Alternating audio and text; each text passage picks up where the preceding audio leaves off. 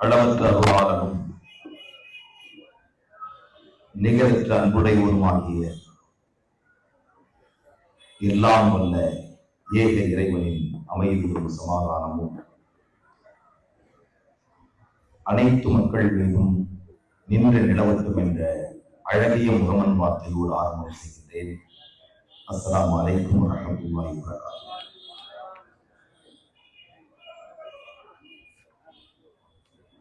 சீனின் சிறப்பும் வாய்ந்த வடசென்னை மாவட்டம் மேற்கு மாவட்டத்தின் சார்பிலே ஏற்பாடு செய்யப்பட்டு நடைபெற்றுக் கொண்டிருக்கின்ற மனிதநேய மக்கள் கட்சியின்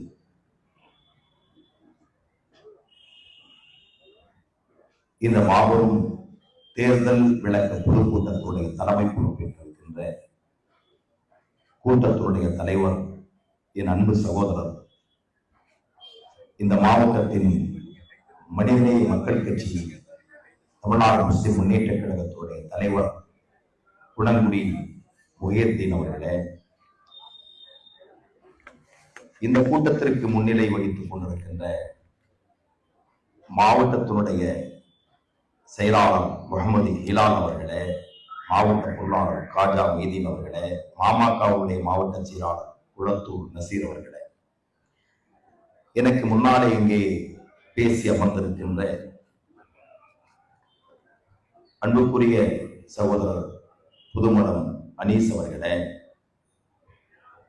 தலைமை நிர்வாக குழு உறுப்பினர் எங்கள் அன்பு அண்ணன் வழக்கறிஞர் PMR சம்ஸ்டீன் அவர்களே, தலைமை நிலையத்தினுடைய செயலாளர் வழக்கறிஞர் அன்பு சகோதரர் ஜெயினுலாப்தீன் அவர்களே, எனக்கு முன்னாலே இங்கே சிறப்புரையாற்றி அமர்ந்திருக்கின்ற தமிழ்நாடு முஸ்லிம் முன்னேற்ற கழகத்தின் துவக்க முன்னோடி, எங்கள் இயக்கத்தின் மூத்தவர், தலைமை நிர்வாக குழு உறுப்பினர், அஜய் கமிட்டியினுடைய உறுப்பினர் குணங்குடி அனிவன் அவர்களே, இங்கே தோழமை கட்சிகளிலே இருந்து வருகை புரிந்து சிறப்புரையாற்றி அமர்ந்திருக்கின்ற எங்கள் நெஞ்சம் நிறைந்த தோழமையாளர்களே,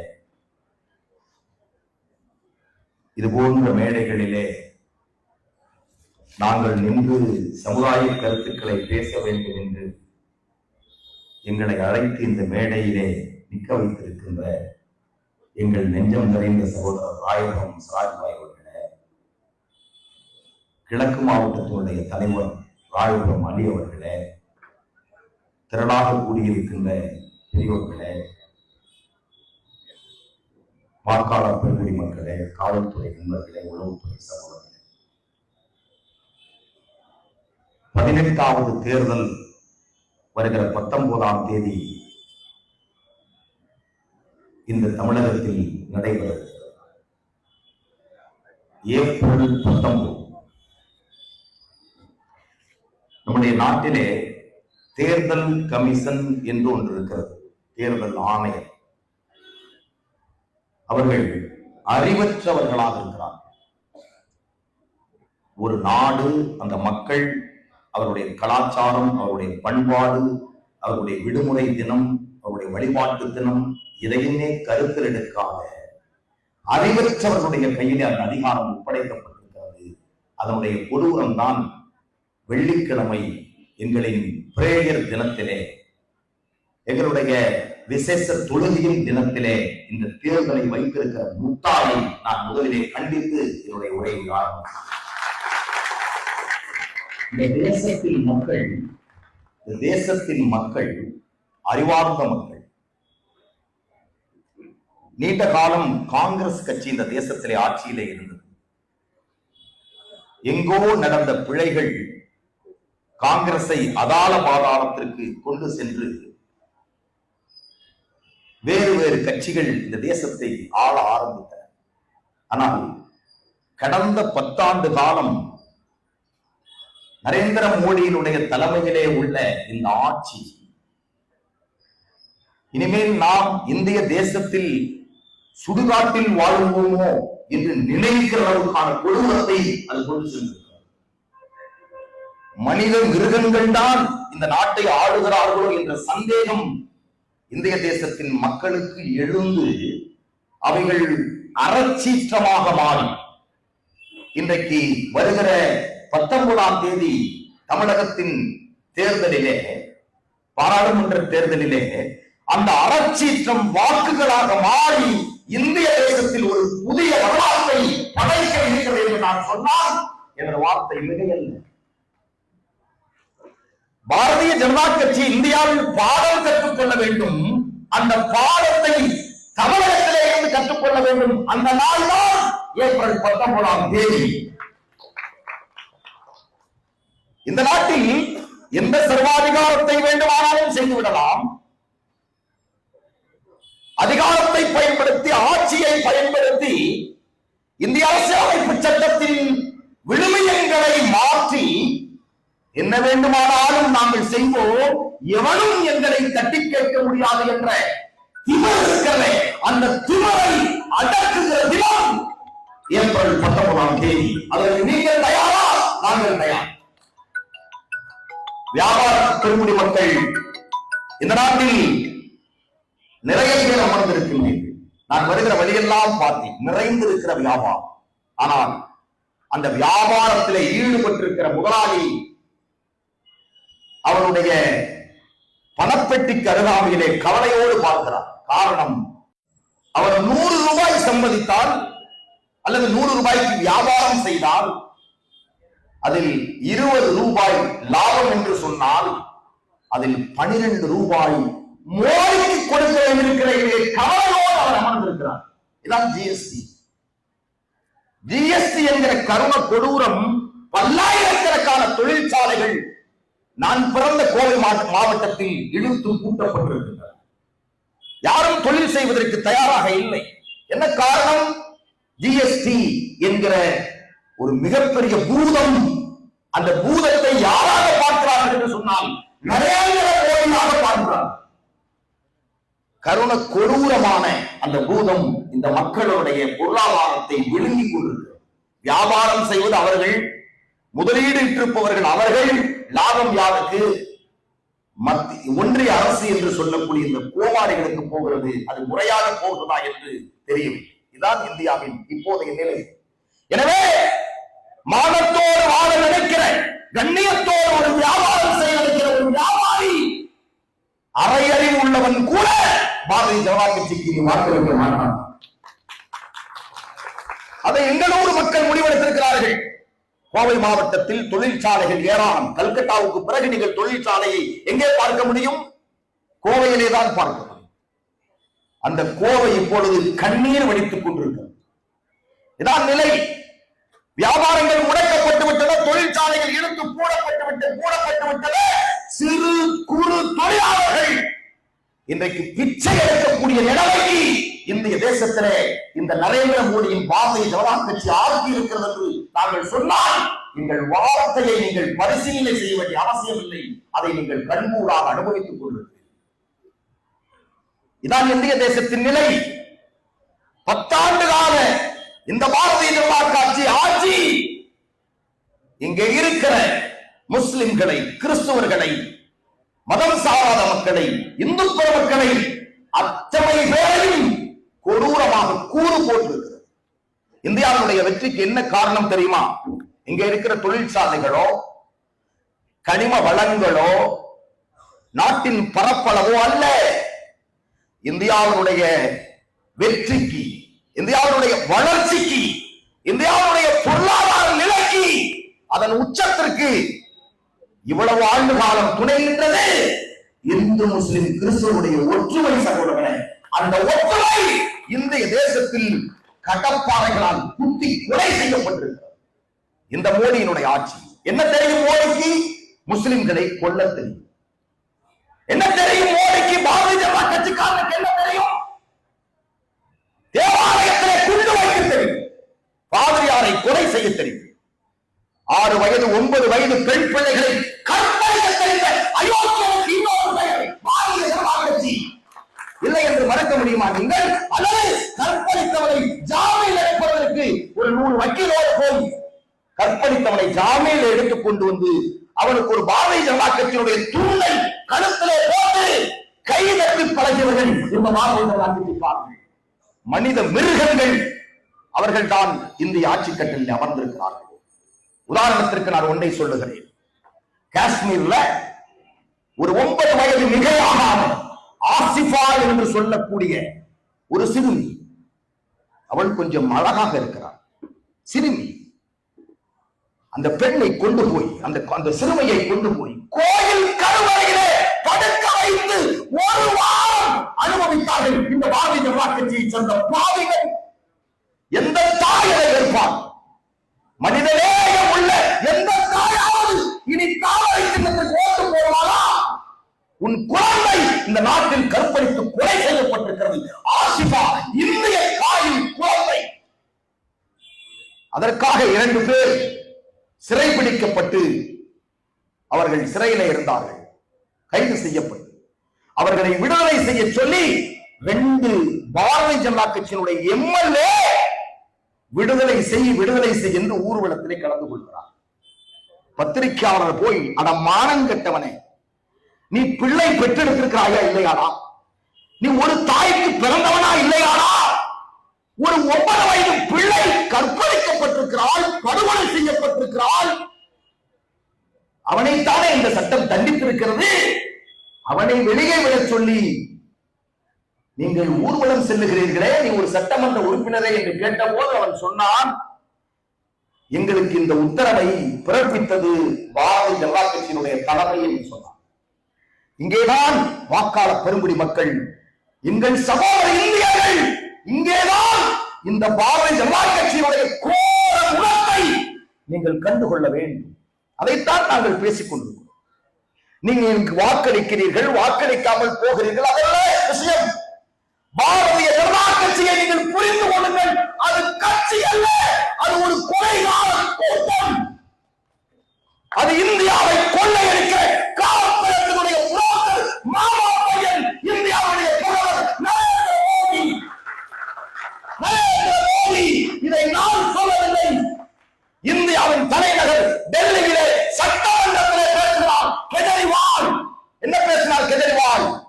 நரேந்திர மோடி இந்தியாவினுடைய பிரதமர் அல்ல, அவர் புரோக்கர் மாமா பையன் என்று சொன்னார். 1 மணி நேரத்துக்கு மேலாக சட்டமன்றத்திலே அவர் வாசிக்கிறார். பெரிய ஒரு லிஸ்டை வாசித்தார். நீங்கள் நினைத்துக் கொண்டிருக்கிறீர்கள் அம்பானியும் அதானியும் இந்த நாட்டை கொள்ளையடித்துக் கொண்டிருக்கிறார்கள் என்று. அது உண்மையல்ல என்று சொன்னார். ஐயோ, கேஜரிவாலும் மாறிட்டாரா, நிதிஷ்குமார் மாறி என்று நான் பயந்து போனேன். காரணம், கண்ணை மூடும் போது ஒரு கட்சியில் இருப்பான் நிதிஷ்குமார், கண்ணை திறந்த வேற ஒரு கட்சியில் இருப்பான். அப்படி நம்ம நிதிஷ்குமாரும் கேஜரிவாலும் மாறிட்டாரோ என்று நான் நினைத்தேன். ஆனால் அவர் சொன்னார், அதானியும் அம்பானியும் மட்டுமல்ல, 100 ரூபாய் நரேந்திர மோடி கொள்ளையடித்தால் அல்லது ஒரு கார்ப்பரேட் கம்பெனிக்கு ஒரு 1000 கோடி அவர்கள் சம்பாதித்தால் அந்த 1000 கோடியில் 800 கோடி ரூபாய் நரேந்திர மோடிக்கு, 200 கோடி ரூபாய் அதானிக்கு. 20% கமிஷன் தான் அதானிக்கு போகிறது.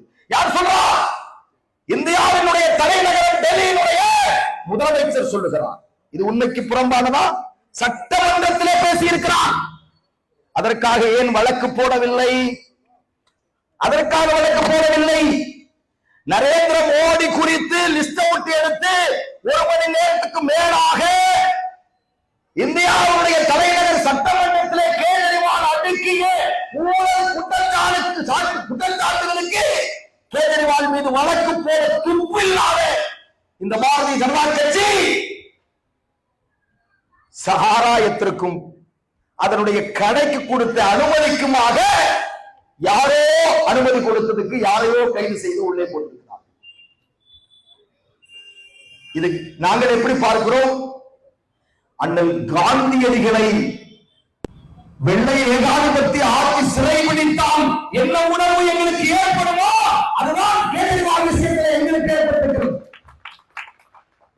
காரணம், காந்தி போன்ற ஒரு நல்ல மனிதரை நாம் பார்க்க முடியுமா? இந்திய தேசத்திற்காக மேலுடை இல்லாமல் ஒரே ஒற்றை ஆடையிலே உப்பு சத்தியாகிரகம் நடத்தியவர், அகிம்சாவளி போராட்டம் நடத்தியவர், ஆயுதம் கொண்டு போராட வேண்டும் என்று சொல்ல போது ஆயுதம் இல்லாத ஒரு அறப்போராட்டத்தை நடத்திய அண்ணல் காந்தியடிகளுடைய வழியை எங்களுக்கு டெல்லியிலே காண்பித்த கேஜரிவால் எங்களுடைய சகோதரர். அந்த சகோதரனை தான் சிறையிலே அழைத்து, காரணம் இந்திய தேசத்தில் கேஜரிவால் போகிற இடமெல்லாம் பாரதிய ஜனதா கட்சி டாய்லெட்டுக்குள்ளே ஒளிந்து கொள்ளும். டாய்லெட்டுக்குள்ளே ஒளிந்து கொள்ளும். நான் இப்பொழுது சொல்லுகிறேன், கேரளாவிலே இப்படி மேடை போடப்படும். மேடை இருக்காது, இந்த போடியம் இருக்கும். அங்கே காங்கிரஸ் கட்சி நின்று கொண்டு இன்னொரு போடியம் இருக்கும். கீழே மக்கள் எல்லாம் இங்கே குழுமி இருப்பார்கள். இன்னொரு போடியம் இருக்கும், அதிலே கம்யூனிஸ்ட் கட்சியினுடைய தலைவர் நின்று கொண்டிருப்பார். இன்னொரு போடியம் போடப்பட்டிருக்கும், அங்கே பாரதிய ஜனதா கட்சியினுடைய சகோதரர் ஒருவர் நிறுத்தப்பட்டிருப்பார். நேரடி கேள்வியை மக்கள் கேட்பார்கள். தமிழ்நாட்டில் என்றைக்காவது இதை நீங்கள் பார்த்ததுண்டா? இல்லை. நேரடி கேள்வி பதிலுக்கு இன்று வரை ஒரு பாரதிய ஜனதா கட்சிக்காரரும் பதிலளிக்கவில்லை. அரசியலிலே துடை தெரியப்பட்டவர்கள் அவர்கள். இன்னைக்கு சொல்லுகிறார்கள், பாரதிய ஜனதா கட்சியினுடைய சாதனையை பேசுகிற எவரும் இன்னும் இந்த பூமியிலே பிறக்கவில்லை. பாரதிய ஜனதா கட்சியினுடைய நிலை என்ன தெரியுமா? உதாரணத்துக்கு தான் என்னால் சொல்ல முடியும். உத்தரப்பிரதேச மாநிலத்தில் 1000 குழந்தைகள் பிறந்தால் 62 குழந்தைகள் இறந்து. பிறப்பு விகிதம் 1000, இறப்பு விகிதம் 62. சரிங்களா? கேரளா 3,35,00,000 வாழக்கூடிய மக்கள் வாழக்கூடிய கேரளாவில் நம்முடைய கம்யூனிஸ்டுகள் ஆட்சி செய்கிறார்கள். பினராயி விஜயன் முதலமைச்சராக இருக்கிறார். அங்கே 1000 குழந்தைகள் பிறந்தால் 4 குழந்தைகள் மட்டுமே இறக்கும். உத்தரப்பிரதேசத்தில் எவ்வளவு குழந்தைகள் இறந்து போகும்? 62 குழந்தைகள் இறந்து போகும். சகோதரர்களே, பிறப்பு இறப்பு விகிதம் இது.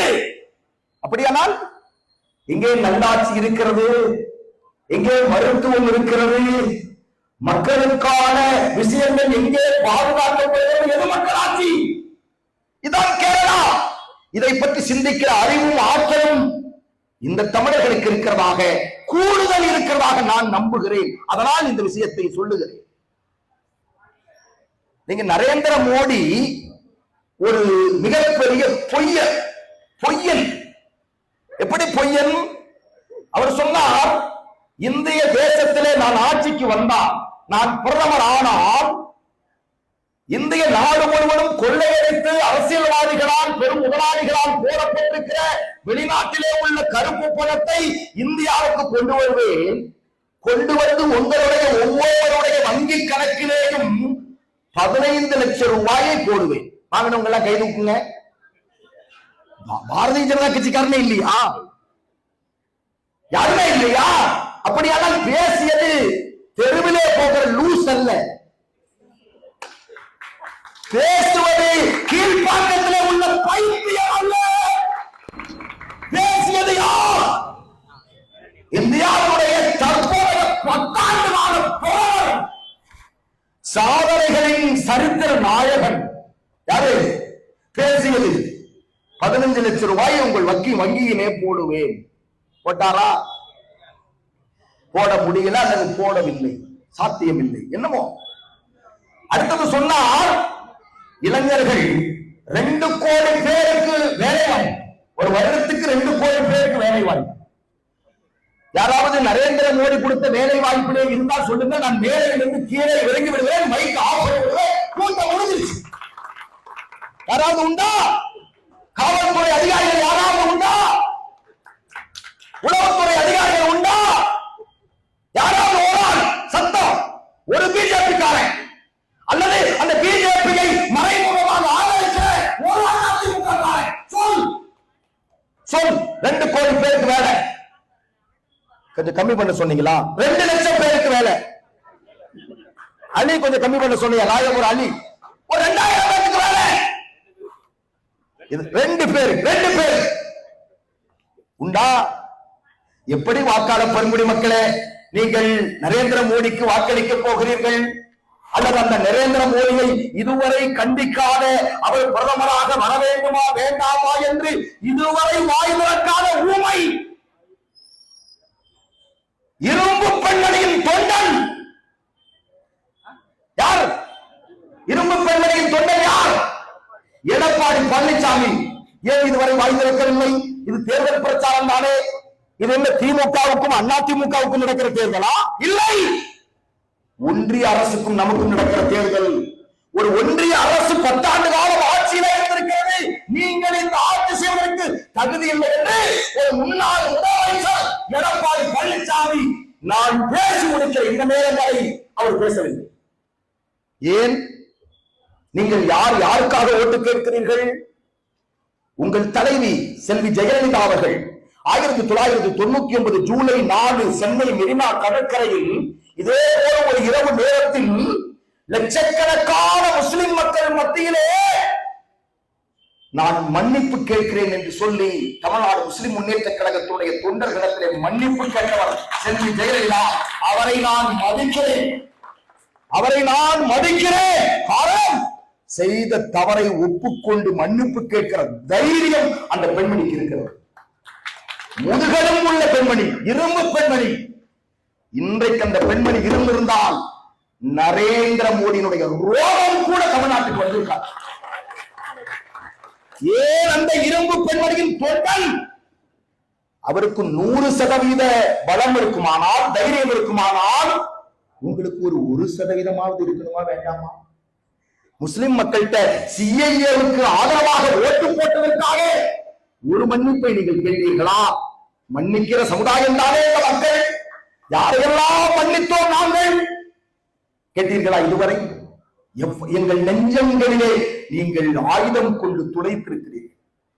எங்கள் நுரையீரலையும் எங்கள் ஈரலையும் கடித்து துப்பி இருக்கிறீர்கள். நீங்கள் எடப்பாடி பழனிசாமி அவர்களே, இந்திய தேசத்தின் எங்கள் குடியுரிமையை நீங்கள் கேள்வி கேட்பது எங்கள் பிறப்பை கேள்வி கேட்பதை போல.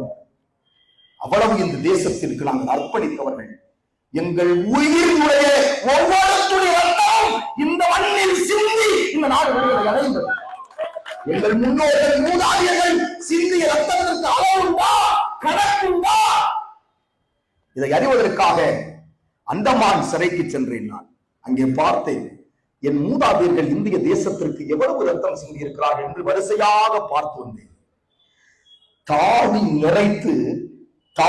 நிறைத்து இருக்கக்கூடிய என்னுடைய சகோதரர்கள் தூக்கு கயிறை முத்தமிட்டவர்கள். அந்த கயிறை பார்ப்பதற்கு நான் ஆசைப்பட்டேன். பக்கத்திலே கயிறும் தொங்க விடப்பட்டது.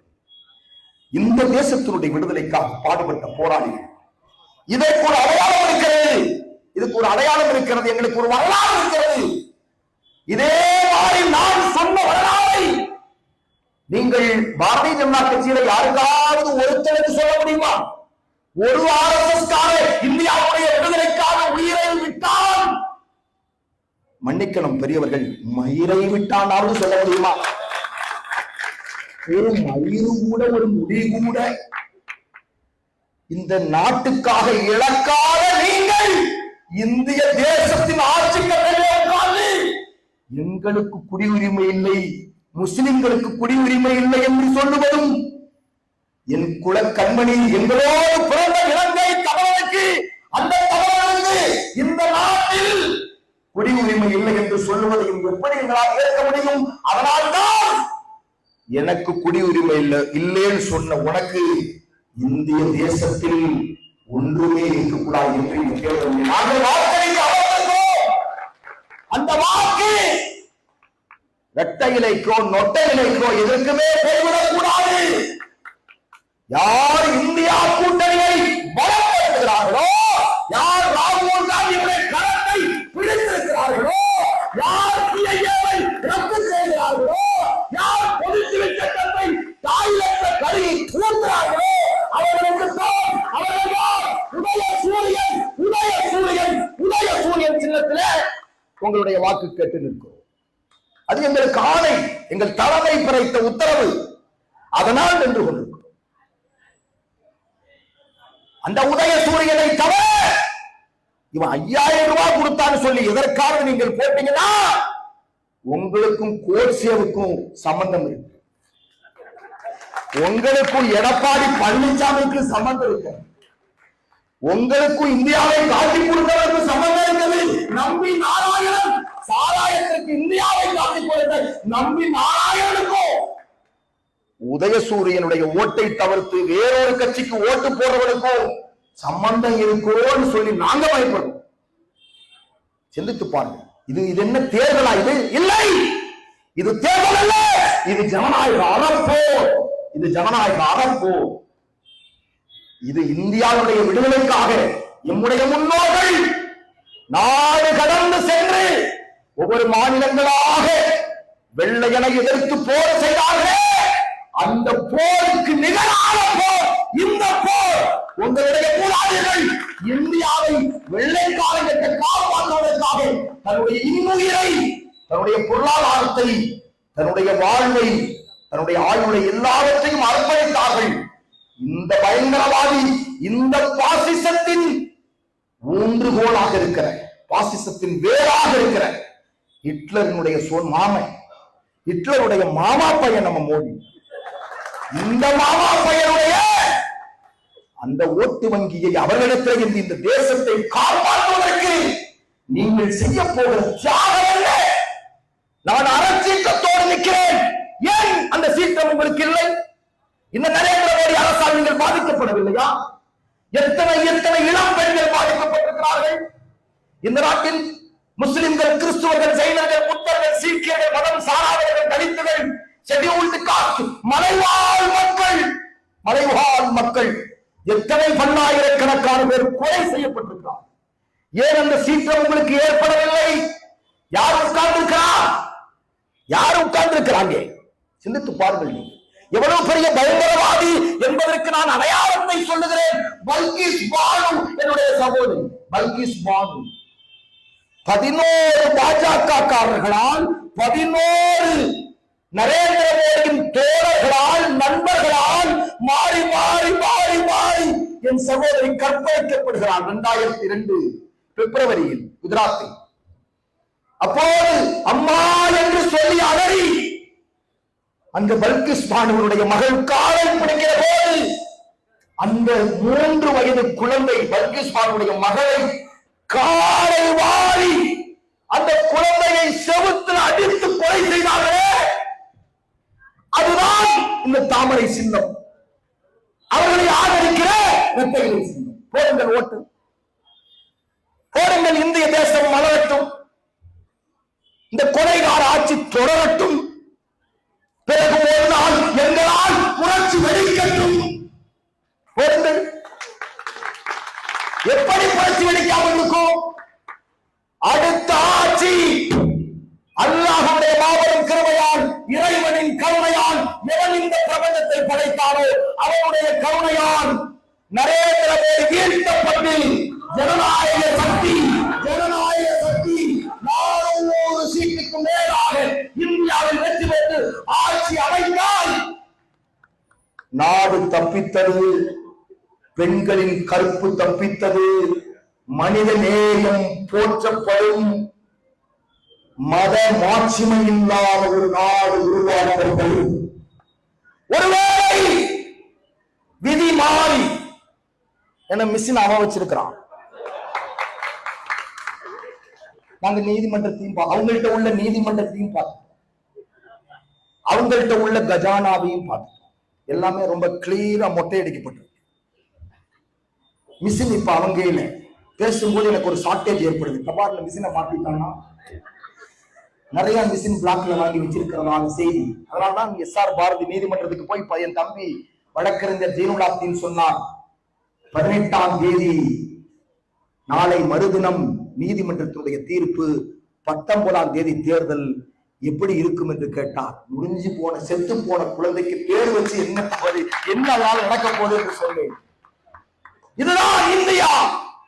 இந்த இந்தியாவில் பிறந்தோ, இந்த இந்தியாவில் வளர்ந்தோ, இந்த இந்தியாவுக்கு என்னுடைய முன்னோர்கள் உயிர் கொடுத்தார்களே, இந்த இந்தியாவுக்கு அந்த உயிர் தியாகத்தை மறைக்கக்கூடாது என்பதற்காக இந்த நாட்டை காப்பாற்றுவதற்காக மனிதநேயமற்ற அரக்கர்களிடத்திலிருந்து சட்டத்தை மறைத்து இந்த மக்களை நசுக்கி பிழைக்கின்ற இனப்பிழைப்பு பிழைக்கிறது. இந்த ஆட்சியை பிடுங்கி நல்லாட்சி செய்வதை கையிலே கொடுப்பதற்கு தான் இங்கிருந்து நாங்கள் பேசிக்கொள்வோம்.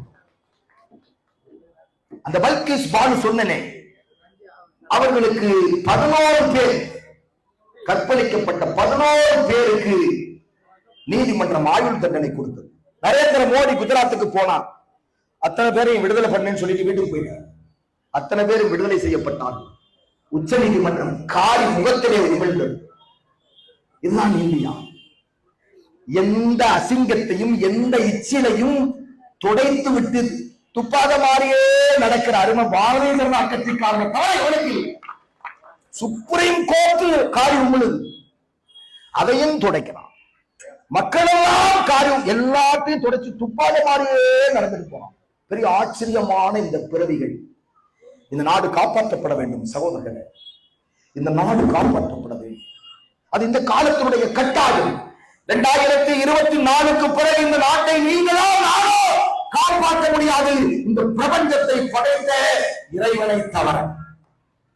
இப்போது உங்கள் கையில ஒரு ஓட்டுச்சீட்டு இருக்கிறது, உங்கள் பக்கத்து வீட்டுக்காரத்தில் இருக்கிறது, தூரமாக உள்ள உங்களுடைய உறவுகளிடத்திலே வெளியூரில் இருக்கிறது. ஒரு போனை போட்டு ஒரு வாட்ஸ்அப்ல இந்த சின்னத்தை அனுப்பி இந்த நாடு காப்பாற்றுவதற்காக இதற்கு நீ வாக்களி என்று சொல்லக்கூடிய வாய்ப்பு இருக்கிறது. 2024க்கு பிறகு, இந்த தேர்தலுக்கு பிறகு அந்த வாய்ப்பும் நமக்கு இல்லை. அதை நாம் முறையாக பயன்படுத்தலாமா? அதை முறையாக பயன்படுத்தலாமா? டெல்லி கேட்கணும், சத்தம் பயன்படுத்தலாமா? அதற்குத்தான் இந்த கூட்டம். என் அன்புக்குரிய மக்களை, அங்கீங்கனாதபடி இந்திய தேசத்தின் அனைத்து விழுமத்தையும் இவர்கள் வாழ்வில் சுழட்டி விட்டார்கள். இதுல இருந்து நாம் தப்பித்துக் கொள்கிற ஒரு நாளைத்தான் நாம் பார்த்துக் கொள்கிறோம். நீங்கள் எல்லாம் பள்ளிக்கூட பாட புத்தகத்திலே படித்திருப்பீர்கள், பாட்டி வடை சுட்ட கதை. பாட்டி ஒருத்தங்க வடை சுட்டாங்க, காக்கா வந்து தூக்கிட்டு போச்சு, அவ்வளவுதான் கதை.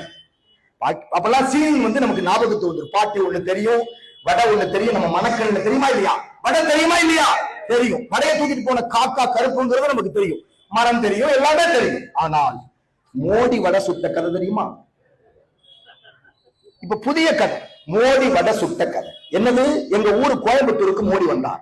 என்ன சொன்னார் தெரியுமா? உங்கள் ஊரிலே அடுத்த என்னுடைய ஆட்சியில் எதிர்காலத்தில் நாங்கள் ஆயுத தொழிற்சாலையை உருவாக்குவோம் என்று சொன்னார். அப்புறம் சொன்னார், ராணுவத்திற்கான தொழிற்கிடங்கை உருவாக்குவோம். ஓகே. அப்புறம் என்ன சொன்னார்? சென்னையிலே உள்ளதை போல ரயில் பெட்டி தொழிற்சாலை உருவாக்கப்படும். நாங்கெல்லாம் கணக்கு போடுற இளைஞர்கள் அப்படின்னா, இதுல 10 லட்சம் பேருக்கு வேலை, அதுல 10 லட்சம் பேருக்கு வேலை, இதுல ஒரு 30 லட்சம் பேர் வேலை கிடைக்கும்பா. அவ்வளவுதான், போயிட்டாரு. இன்ன வரைக்கும் அது உருவாக்கப்படவில்லை சகோதரர்களே. அதுதான் மோடி சுட்ட வடை. எப்படி வடை சுடுறாருன்னா கேட்கலாம், என்ன மோடி வடை சுட்டான்னு இவ்வளவு நேரம் பேசுறீங்க, எங்களுக்கு கிடைக்கவே இல்லையே. சுட்டாத்தானப்பா கிடைக்கும். அவர் வாயில வடை சுட்டவர், வாயில வடை சுட்டா எப்படிங்க கிடைக்கும்? பாட்டி நேரடியா வடை சுட்டாங்க, காக்காவுக்கு கிடைச்சது. மோடி வாயிலேயே வடை. தமிழ்நாடு வந்து இந்தியில பேசுற ஒரே ஒரு ஆள் அவர் தான். हमारे गाड़ी में तुम्हारे घर आग पे है, तुम्हारे फोकस में बड़ा बड़ा महंगा है. எல்லாம் புரிஞ்சுல. பிஜேபி தோத்து காங்கிரஸ் ஜெயிச்சிருச்சு, அவ்வளவுதான். ஏற்றுக்கொள்ளுங்கள், அவ்வளவுதான், முடிஞ்சு போச்சு. இதுதான் மோடி. ஏதாவது புரிஞ்சல? எனக்கே புரியல. இதுதான் நரேந்திர மோடி ஏமாற்று பேரவழி ஆர்எஸ்எஸ் கள்ளத்தனமாக உருவாக்கிய ஒரு cloning baby Narendra Modi. Cloning baby ஒரு நாளாவது ஒரு பத்திரிகைக்காவது ஒரு ஊடகத்துக்காவது இதுவரை பேட்டி அளித்திருக்கிறாரா காங்கிரஸ் தோழர்? சொல்லுங்க. ஆனால் பக்கத்துல, எங்கள் ஊருக்கு பக்கத்துல கேரளா, அங்கே ஒரு சீஃப் மினிஸ்டர் இருக்கார், பினராயி விஜயன். காலையில விடிஞ்ச உடனேயே பேப்பரோட ஊடகத்துக்கு பேட்டி கொடுக்கிறார். என்ன சம்பவம்? ஒரு அம்மா கேட்கிறாங்க, 1000 ரூபாய் மாசம் எனக்கு வேணும். தர பிரச்சனை இல்ல, ஒன்னும் பேடிக்கண்டா, நீங்களை நம்ம சம்சரிக்கா, உங்களை நாங்க வந்து காப்பாற்றிடுவோம். இப்படி ஏதாவது ஒண்ணு சொல்றாரு. ஒரு நாளாவது 142 கோடி மக்களுடைய பிரதமர் என்னைக்காவது ஊடகத்தில் பேசியவங்களா? அந்த துணிவு, தைரியம், ஆண்மைத்தனம் மோடிக்கு உண்டா? இல்லை, இல்லை. ஒரு ஊடகத்தில் உட்கார்ந்து பேச முடியாதுங்க. அது மெமரி பண்ணி அனுப்பப்படுகிற ஒரு விதமான கருவி. அதுவே கருவிதான். மோடியே ஒரு கருவி, ஒரு எந்திரம், ஒரு எந்திரம். அதுதான் நடந்து கொண்டிருக்கிறது. இந்த எந்திரத்திற்கு ஓட்டு போட்டு தானே 10 ஆண்டு காலம் கண்ணீர் வடித்துக் கொண்டிருக்கிறார்கள் கன்னியாஸ்திரிகள். சர்ச்சில் பிரேயர் பண்ண முடியல, குழந்தைகளுக்கு பாடம் சொல்லிக் கொடுக்க முடியல. என்னது, ஜெய் ஸ்ரீராம் சொல்லிட்டு வாசல்ல 10 பேர் உட்கார்ந்து இருக்கிறான். வெளியே போனா ஒரு மாறி பாக்குறான், கன்னியாஸ்திரியிலே மாறியா பாக்குறான். என்னடா இது? ஃபாதரியார் பயான் பண்ணிட்டு வீட்டுக்கு போக முடியல. பயான்னா என்னது? பிரசங்கம் பண்ணிட்டு வீட்டுக்கு போக முடியல. அவரு பயந்து புல்லட் ப்ரூஃப் போட்டுட்டு தான் இனிமேல் வெளியில போட தெரியும். மத வழிபாடு நடத்தக்கூடியவர்கள், மக்களுக்கு நன்மையை ஏவி தீமையை தடுப்பதற்கு கற்றுக் கொடுக்கக்கூடியவர்கள் இன்றைக்கு பயந்து போல் இருக்கக்கூடிய நிலை நாட்டில் தொடர்கிறது. எல்லா கஜானர்களும் கொள்ளையடிக்கப்பட்டுக் கொண்டிருக்கிறது. தேர்தல் பத்திரத்தினுடைய ஊழல் எல்லாம் என் தம்பிமார்கள் பேசினார்கள், அண்ணன் பேசினார்கள். நாடு சந்தி சிரிக்கிற ஊழல். 8452 கோடி ரூபாயை சட்ட ரீதியாக ஊழல் செய்த இந்தியாவில் இல்ல, உலகத்தின் ஒரே ஆள் நரேந்திர மோடி. சட்டப்பூர்வமான ஊழல். எப்படிங்க? இனி லஞ்சமோ ஊழலோ பிரச்சனை. இப்படி இந்த தேசம் போய்விட்டது. அதனால் தான் நாங்கள் கேட்கிறோம், இந்த தேசத்தை பாதுகாப்பதற்கு உங்களுடைய தொகுதியிலே இருந்து நம்முடைய கலாநிதி வீராசாமி பாராளுமன்றத்திற்கு செல்ல வேண்டும். அதுபோல புதுச்சேரி உட்பட்ட 40 எம்பிக்கள் பாராளுமன்றத்திற்கு உதயசூரிய சின்னம், கை சின்னம், பானை சின்னம் உள்ளிட்ட சின்னங்களிலே செல்ல வேண்டும். அந்த பாராளுமன்றத்திலே ஒரே ஒருத்தருக்கு மட்டும் இடமே கிடைக்கக்கூடாது. அது யாருன்னா நரேந்திர மோடி. நீங்க எல்லாம் உள்ள போனாலே வெளியில போயிடுவார். இந்த அறப்போராட்டத்துக்கு நீங்கள் தயாராக வேண்டும் சகோதரர்களே. நாள் இல்லை, தேவையில்லை. விடுகிற ஒவ்வொரு துளியும் எங்களுக்கு மிக முக்கியமான துளியாக இருந்து கொண்டிருக்கிறது. எல்லோரும் பறந்து செல்லுங்கள். எல்லோரும் முடிந்த ஒரு நோட்டீஸையும் எதையோ எடுத்துக்கொண்டு எல்லா மக்கள், நம்ம சகோதர இந்துக்கள், அப்பாவிகள், ராவணின் பெயரால், கிருஷ்ணனின் பெயரால், கோயிலின் பெயரால் அவர்கள் இன்றைக்கு பிரிக்கப்பட்டு அவருடைய கஜானாக்கள் கொள்ளையடிக்கப்பட்டுக் கொண்டிருக்கின்றன.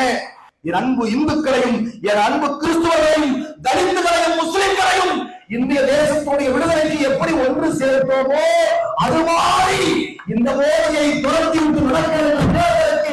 ஒன்று சேர்ந்து அழைத்து உதயசூரியனை வெற்றி பெற செய்வது கேட்டு வாழ்க்கை நம்பி போய் விடைபெறுகிறேன். நன்றி, நன்றி, நன்றி.